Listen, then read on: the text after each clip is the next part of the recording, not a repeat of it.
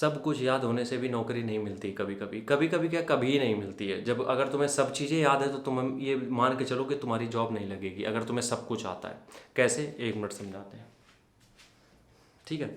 सब कुछ याद होने का मतलब यार यहाँ पे ये है कि अब तुम अगर जीके पढ़ रहे हो तो तुमने पूरी जीके पढ़ ली, मतलब कि तुम सिर्फ जीके जीके पढ़े जा रहे हो, तुमने उसके अलावा कुछ नहीं पढ़ा, बिल्कुल महारथी बन गए। हमने देखा है ना कुछ लोगों को एसएससी की तैयारी कर रहे हैं और कमरे में पूरे में वर्ल्ड मैप, इंडिया मैप, नदियाँ झरने, चार्ट लगाएं। क्या मतलब है चार्ट का?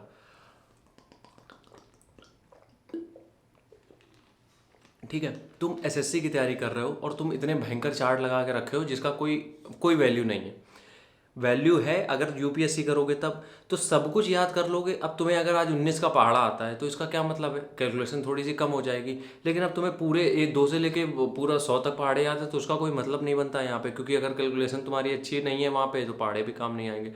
दूसरी चीज़, तुम्हें सब कुछ याद है। मान लो तुम किसी चीज़ के प्रोफेसर हो, अगर मान लो हम ये कहते हैं कि अगर किसी कॉलेज में चले जाओ, कोई प्रोफेसर तुम पकड़ लाओ, उनको यूपीएससी का एग्जाम क्रैक करने को दो, एसएससी का एग्जाम दे दो, नहीं क्रैक कर पाएंगे। क्यों? क्योंकि उनको एक ही सब्जेक्ट के बारे में सब कुछ पता है। तो सबसे पहली बात ये याद रखो, जब भी एग्जाम की तैयारी करने जाते हो और तुम्हें लगता है कि तुम कमज़ोर हो, तो तुम कमज़ोर नहीं हो, बस तुम्हारी थोड़ी सी अप्रोच नहीं सही जा रही है। अगर तुम्हें लगता है कि तुम पढ़ाई में ठीक नहीं हो तो उसमें कोई दिक्कत ही नहीं है, फिर तुम आराम से सरकारी नौकरी कर सकते हो। जो पढ़ाई में बहुत तेज़ है उनके लिए कई बार बहुत दिक्कतें हो जाती हैं। इसीलिए कहा जाता है जब ज़्यादा आदमी विद्वान होता है तो वो चीज़ें नहीं कर पाता है। तो तुम लोग भी जब भी तैयारी करने उतरो, सॉरी, तुम लोग भी जब भी तैयारी करने उतरो, बस एक चीज़ हमेशा दिमाग में रखो कि बहुत कुछ नहीं पढ़ना है या फिर सब कुछ नहीं पढ़ना है। कि अगर हमने मैथ पढ़ी है तो हम उसको पूरा चार्ट डालेंगे। अगर किसी को पढ़ाना है, मान लो तुम्हें टीचर बनना है मैथ का, तो तुम्हें 0 से लेकर 100 तक सब कुछ आना चाहिए, हर एक चीज़ आना चाहिए। लेकिन उसके अलावा तुम दूसरा सब्जेक्ट नहीं पढ़ोगे। लेकिन जिनको भी अगर सिर्फ नौकरी करनी है तो उनके लिए इतना ही ज़रूरी है कि वो जितना पढ़ रहे हैं बस उतना, मतलब उतना ही पढ़ें जितना सिलेबस में दिया है या फिर जितना भी एग्ज़ाम में पूछा जाना है। अगर वो भी सब चीज़ों के चक्कर में रहेंगे तो चक्कर में पड़े रहेंगे, फिर कुछ नहीं हो पाएगा।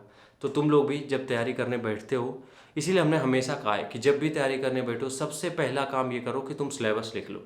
सबसे पहला काम टॉपिक लिख लो कि हमें सिर्फ इन्हीं टॉपिक में स्टिक रहना है, इसके अलावा हमें किसी टॉपिक पे आँख नहीं डालनी, क्योंकि और दूसरे टॉपिक में जाओगे फिर कोई मतलब नहीं बनता है। तो इस वजह से सबसे पहला काम तुम्हें क्या करना है कि हमेशा सिलेबस को लिखो, जितनी चीज़ें पूछी जाए सिर्फ उस पर काम करो।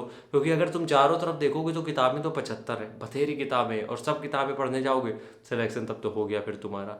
तो बिल्कुल भी इन चीज़ों में बिल्कुल नहीं पढ़ना है और हमें सिर्फ सिलेबस पे स्टिक रहना है, और कुछ भी महारथी बनने की जरूरत नहीं है किसी भी सब्जेक्ट में। अगर पुजारी हैं जो वो पूजा पाठ में बहुत बेस्ट हैं, लेकिन भगवान उनको सारी चीज़ें नहीं देते हैं। समझो मेरी बात को, वो पुजारी वो तो पूजा कर रहे हैं बहुत, क्योंकि वो उसी में महारथी, उनको बाकी चीज़ों का नहीं है उतना इल्म, क्योंकि वो रहते नहीं है दुनियादारी में। लेकिन तुम पूजा भी करनी है, तुम्हें सारी चीज़ें भी करनी, तो तुम्हें हो सकता है चीज़ें मिल जाए। तो मेरे कहने का मतलब बस समझ गए होगे, हमें इतना पता है, इतने तो मूर्ख नहीं हो कि सब कुछ याद मत करो। अब ये नहीं है कि तुम ABCD से शुरू करके पूरा 100 तक की गिनती याद करो, नहीं, जितना ज़रूरी है वो याद करो, उतना ही काफ़ी है। राम राम, जय हिंद।